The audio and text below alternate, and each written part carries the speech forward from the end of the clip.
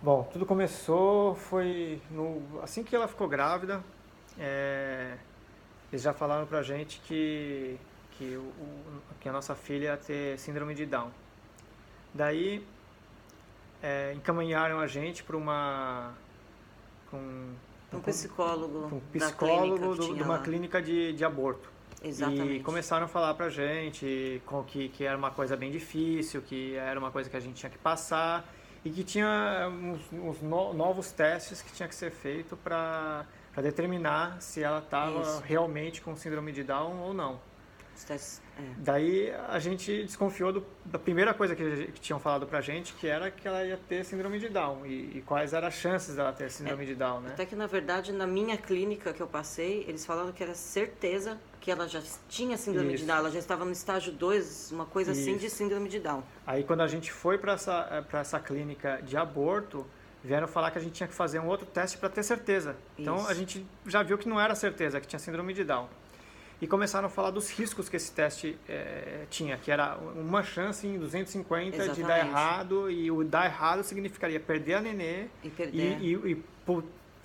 possivelmente também ela podia morrer. Que tinha que atravessar uma agulha na sua barriga, atravessar Tirar. a placenta e tirar um pedaço da Pedacinho pele só. do nenê para ver se tinha realmente síndrome de Down ou não. Só pra ter certeza. Daí a gente conversou, a gente já tinha na cabeça, já tinha conversado antes de ir para a clínica que a gente ia ter o filho de qualquer jeito, se tivesse síndrome de Down ou não, ia querer ter a nossa filha. Com certeza. Então a gente falou, a gente não vai arriscar para ter a filha e só para saber se é ou não. Então vamos ter normalmente e vamos rezar, se Deus quiser vai dar tudo certo e não vai ter problema Sim, nenhum. a gente ia amar a nossa filha de qualquer jeito. De qualquer jeito. Não E importa como ela nascesse. Aí a gente resolveu ir embora de lá e não fazer Não nenhum fazer desses nenhum exame. testes. A médica dela ficou bem brava porque ela queria que fizesse esses Ela exames. insistiu bastante ainda, falou que eu tinha que fazer, porque sim, minha filha tinha síndrome de Down.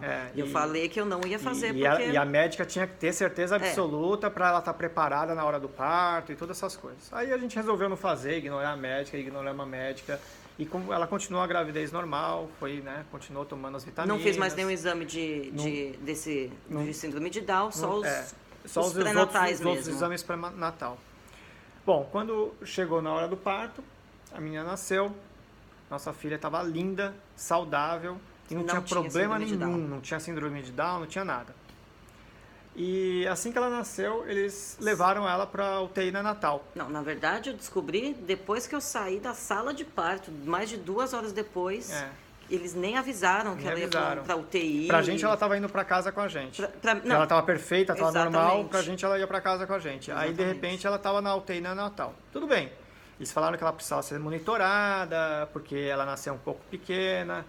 E a gente acabou levando isso, né? Vamos ver vamos que ficar lá. vamos ficar. Só que assim que ela estava na UTI neonatal, já vieram querer que a gente autorizasse fazer um procedimento de IV nela, que é basicamente botar soro na veia, né? E a gente não queria dar soro na veia da menina que acabou de nascer, principalmente que ela estava pequena, a gente queria, amamentar ela, dar leite, como todo bebê normal. Exatamente. E perguntamos por que precisa do IV. Aí eles falaram, não, porque se a glicose dela cair, ela é mais seguro estar no IV. E a gente perguntou qual que estava o nível da glicose dela. Aí falaram pra gente, a gente perguntou qual que é o nível normal e estava acima do normal, estava perfeito o nível da glicose dela. Então a gente falou, não, então por enquanto está perfeito, a gente vai querer amamentar, a gente quer continuar o se de repente começar a baixar o nível de glicose, a gente vai testando, se baixar o nível de glicose, a gente vai pro IV. Isso. Enfim, isso daí continuou por alguns dias, eles querendo dar o IV e a glicose dela sempre perfeita, na verdade, outros testes também. ela sempre estava cada dia comendo mais, ela estava melhor, ela estava assim... Tava sempre animada, ótima. Tava sempre tranquila, né? E eles querendo dar esse IV esse tempo todo. Bom, a gente percebeu também que a sala lá era muito barulhenta, a gente pediu para tirar a geladeira que tinha na sala, fazia muito barulho. A gente não conseguia dormir lá. Mesmo, a gente se assustava. Nem a gente mesmo conseguia dormir. A Nenê, ela se assustava, né? A Amy, ela acordava toda hora que a geladeira ligava, ela dava um pulo assim. Isso daí era de 5 em 5 minutos, aquela geladeira disparava. Então a gente viu que o ambiente era meio ruim para ela e a gente pediu para tirar a geladeira. Primeiro a gente pediu para desligar a geladeira, que era vazia. Falaram que era ilegal, não podia desligar. Contra a lei, não podia nem desligar a geladeira. Aí a gente insistiu, no segundo dia acabaram desligando. Não, tirando lá de dentro. Tiraram lá de dentro a geladeira e deixaram ligado lá do lado de fora. Exatamente. A gente continuou dando mamadeira para ela, normal, e ela estava sempre boa, os testes sempre saindo perfeito. Detalhe que eles nunca deixaram eu dar o meu peito para ela, porque eles falavam que ela ia ficar muito cansada, então era melhor eu bombar meu leite. E o grande problema que a gente via lá, que antes dela mamar, eles iam lá fazer uma série de testes, ficavam tirando adesivos que estavam no corpo dela, aquilo ali doía muito, ela ficava chorando uns 15 minutos chorando. E na hora que ela ia mamar mesmo, ela já estava cansada de tanto chorar. Aí a gente começava a dar mamar para ela, eles já tiravam ela da gente, falavam, ela está cansada demais, ela não pode mamar. E começaram a reclamar que ela não estava mamando. Aí a gente, não, mas quem não está deixando mamar é vocês. Então, a gente começou...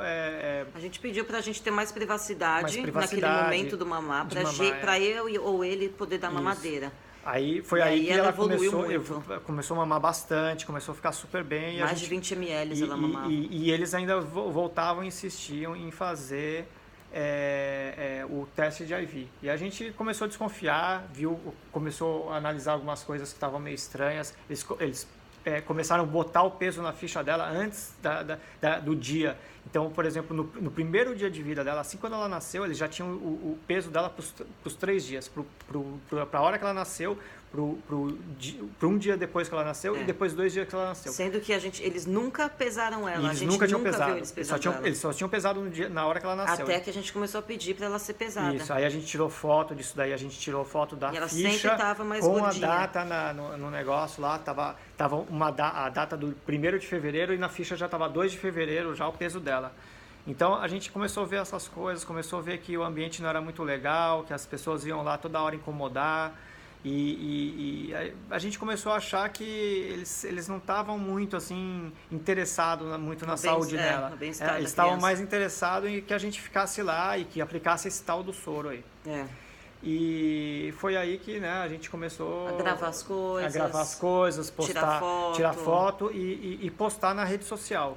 No Twitter que a geladeira estava barulhenta, que o lugar não era legal, o peso estava errado. E ela não tinha nada, os enfermeiros confirmavam que ela estava sempre 100%, ela está ótima, saudável, mas precisa do IV. Gente, quem... Aí a gente começou a falar de levar ela para casa. Quando é que a gente vai poder levar ela para casa? Não, primeiro a gente também tentou transferir ela de hospital, não foi? Não, primeiro a gente pediu para levar para casa. Tá. A gente pediu para levar para casa e eles falaram... Eles iam falar? A gente perguntava, não para pedir, a gente perguntou quando a gente poderia levar para casa. Aí eles não davam uma resposta exata e a gente começou, não, mas qual que são os parâmetros? O que ela precisa atingir para poder sair daqui? E eles não davam essa resposta para a gente. Eles simplesmente falavam que a gente não podia levar ela para casa porque não era seguro. E ficou era uma resposta meio sem sentido, né? O que é? Quando que vai ser seguro? Não, se ela estava bem, porque não era seguro ir embora? Exatamente. Todos os testes estavam perfeitos porque ela não podia ir embora. Aí eles, não, porque a gente tem que continuar monitorando ela e blá, blá, blá.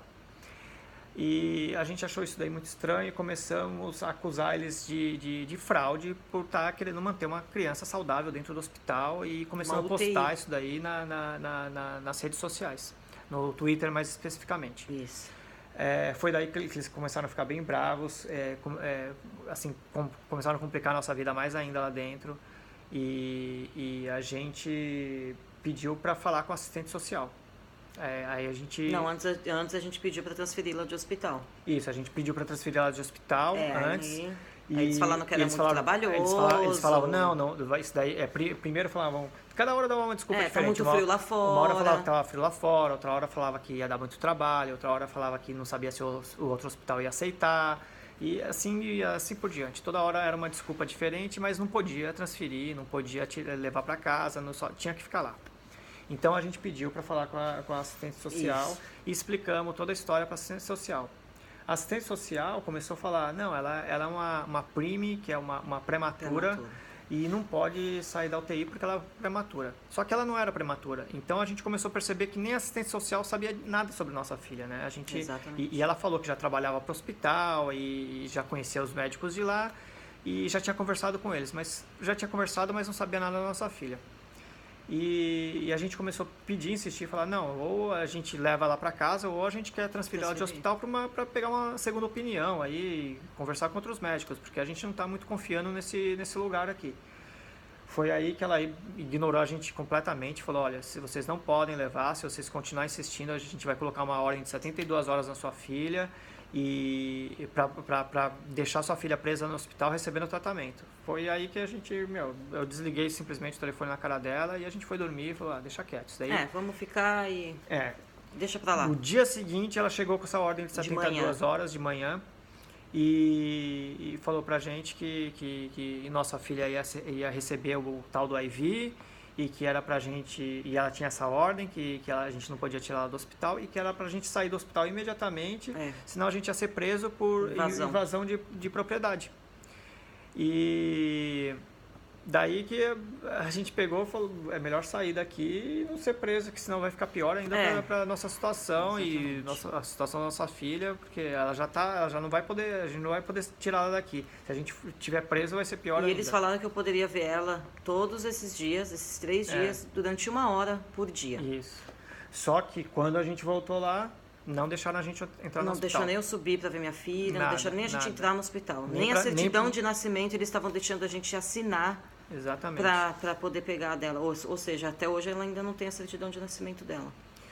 Enfim, daí a gente foi pegar um advogado, foi correr atrás das coisas e começamos a abrir o processo todo para... Enquanto isso, a gente estava postando bastante coisa online também, várias coisas que a gente descobriu sobre o hospital, sobre esse departamento que cuida de crianças. O hospital estava com teve um prejuízo muito grande o ano passado. A rede hospitalar perdeu 40 milhões, aquela unidade especificamente 14 milhões de dólares. E a unidade que estava dando mais prejuízo era a unidade de tratamento intensivo, que é a UTI lá da neonatal. Isso. E no dia seguinte, essa mesma assistente social foi em casa tentar pegar o nosso filho. O Kevin, o mais velho. Inclusive, a gente postou no Twitter ao vivo esse confronto com a polícia e com a assistente social. Não deixamos, a gente resistiu, não deixou pegar nosso filho. Os policiais viram que o nosso filho estava perfeito e a assistente social falando que ele precisava de auxílio médico. O policial perguntou para ela, mas você está vendo alguma coisa de errada com ele? Você olhou ele, tem alguma coisa de errada? Ela falou, não, aparentemente não, mas eu preciso levar ele embora. Aí foi quando o policial falou, não, você vai pegar uma ordem do juiz para poder vir aqui, porque a gente não vai tirar essa criança à força. Daí foi quando ela falou com a nossa advogada e marcou uma reunião para o dia seguinte, entre a gente para sentar e conversar. Exatamente. Quando a gente foi lá falar com a advogada, já para se preparar para a reunião, né? E tudo, ela não deu mais resposta, não falou mais com a gente, não respondeu mais um e-mail. Minha advogada começou a ligar para ela, tentar falar com ela e nada. Quando a gente ficou sabendo, ela tinha ido direto para a corte, pegar uma ordem do juiz para pegar nossos 2 filhos, porque as 72 horas já estava vencendo da Amy. Ela pegou essa ordem. Pegou do Kevin e da Amy. E ela utilizou uma carta que o hospital deu para ela, dizendo que a gente estava negando o tratamento para a Amy. A nossa advogada ficou sabendo disso, foi para a corte, conseguiu derrubar a ordem do Kevin, porque não tinha base nenhuma para a ordem do Kevin. Porém, a da Amy, ela tinha aquela carta do hospital e não conseguimos derrubar essa ordem da Amy. E ela continuou com a Amy lá dentro do hospital. E a gente sem notícias nenhuma. Sem notícias, sem poder ver ela. Ninguém deixava a gente vê-la. Exatamente. Ninguém nem ligava pra gente. E daí ela até ontem... ontem foi quando ela saiu do hospital e ao invés de... diversos pedidos que a nossa advogada fez foi que quando ela saísse do hospital, se ela não pudesse vir direto pra gente, que fosse para algum membro da nossa família. E a gente deu alguns né? Contatos, e a lei, protocolo deles é fazer isso, não botar na mão de qualquer um, é pegar e entregar para alguma outra pessoa da família. Primeiramente para a família. Aí ela não fez isso, não contactou ninguém e botou ela direto em foster care, que é na mão de outra família aí que a gente não conhece. Daí, hoje na corte, isso daí acabou nos ajudando, porque a juíza na corte viu que o que ela fez foi errado, ela quebrou o protocolo. Foi antiprofissionalismo, né? Antiprofissional. E quebrando o protocolo, demonstrou que ela estava agindo de má fé. Então o juiz negou o pedido dela que ela estava fazendo para remover o Kevin da gente. Então a gente continuou com o Kevin, a única coisa que a juíza pediu para a gente é que levasse o Kevin no médico para garantir que a saúde dele estava ok. Estando ok, eles não poderiam mais pegar o Kevin. Então a gente levou ele hoje, estava perfeito, fez vários exames, tá tudo perfeito. Super saudável, ele não tem assim um roxinho no corpo, nada. Não tem um narizinho escorrendo. Não tem nada, tá perfeito e a gente conseguiu ficar com o Kevin por causa disso. Agora a gente ainda tem que lutar pela Amy, porque a Amy ainda não foi para nossa família. A gente está tentando, a juíza determinou que ela tem que ir para alguém da nossa família. A gente deu o nome de uma pessoa que é super responsável, trabalha também para o governo aqui. E a família dele. E minha prima é uma pessoa super querida, super carinhosa, vai cuidar super bem da Amy, tem um lugar bem legal para a Amy ficar lá. E só que ela não até agora nada, não contactou, não levou a Amy, a gente não sabe aonde a Amy tá, não sabe aonde a Amy tá dormindo hoje à noite, e amanhã a gente vai ter que correr atrás disso daí também. E acabou ficando por aí. Por enquanto, porque nós vamos ter ainda uma outra corte, uma outra audiência na corte. Em março, outra audiência, mas a gente tem que lutar para a Amy vir para a gente, porque a juíza já determinou que tem que ir para a nossa família.